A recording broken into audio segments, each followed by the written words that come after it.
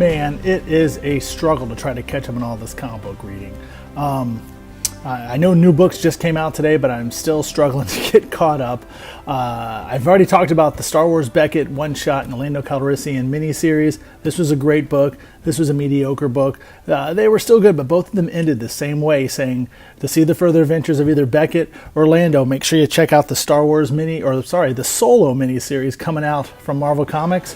So that's what I did. Here it is, the first issue of Solo, a Star Wars story, the adaptation of the movie from Marvel Comics.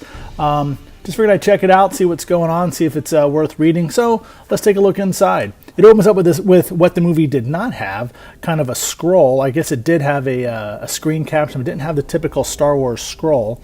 But here we go. A long time ago, in a galaxy far, far away, crime syndicates compete for resources, food, medicine, and hyperfuel. Hyperfuel. Yeah, hyperfuel is one of those things that were introduced in this movie.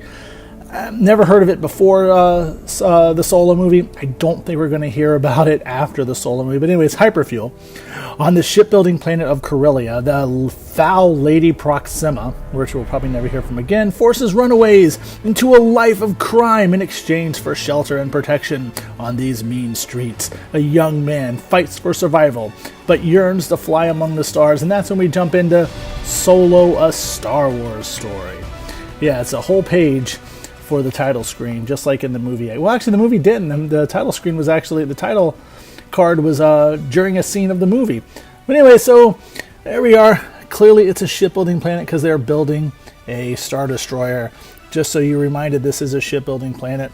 And here's Lady Proxima, and she's let's see, she's sending Solo on this mission. Just like in the movie, it's pretty much the same story of the movie. Here we have these dice, which are the most important thing in Star Wars now, ever since The Last Jedi. So you have Solo. It's pretty much just a retelling of the story. Nothing new. Doesn't bring much to the table. I was hoping that the pacing would be a little better than the movie, but it's kind of the same uneven pacing the movie had. If you're going to comic book, they can play around with that a little bit more, but they really didn't. It's even the action seems a little stale compared to what we saw in the movie. And the action in the movie wasn't that great, especially during this first act of the story.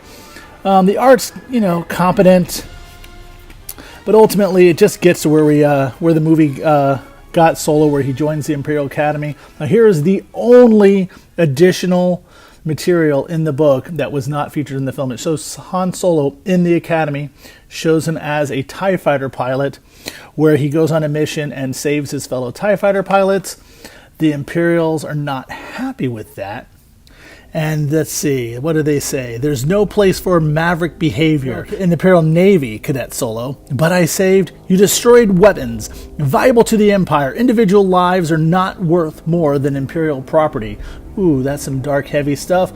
But again, this is really the only page, or the only couple pages, that were not featured in the movie. I don't know if these were part of the original script, or this is just laying the groundwork for that new Han Solo Imperial Cadet miniseries that's coming out. Ultimately, like I said, it's just a retelling of the movie. Doesn't bring much to the table, doesn't even really change the pacing. The art's very competent, and the storytelling's competent, just as with the movie.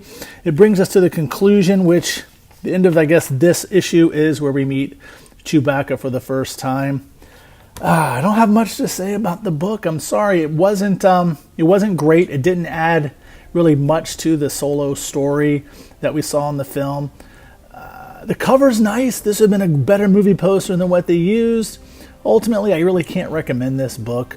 If you're a Star Wars fan, as with the other Star Wars books, the odds are you probably already got it. If you're just a comic book fan, there's really not much to it if you've already seen the Solo movie. Sorry, I wish I had more to say about this Star Wars, or Solo, a Star Wars story. I get the title wrong every time. Solo, a Star Wars story, adaptation from Marvel Comics. Hey, let me know what you thought about it. Leave a comment down below. And also do me a favor, hit the like button. Let me know you like this video. Go ahead and subscribe to our channel. And then go ahead and bash that bell icon so you're notified whenever we upload a new video. Sorry this one was so short. I just didn't have much to say about this book. It wasn't bad. It wasn't good. It just was. Also, check out our website, cosmictimes.net. We're currently building a brand new website. We're going to have it up soon. It's not up right now, but hopefully have it up in the next couple days. And hey, until next time, man, may the Force be with you.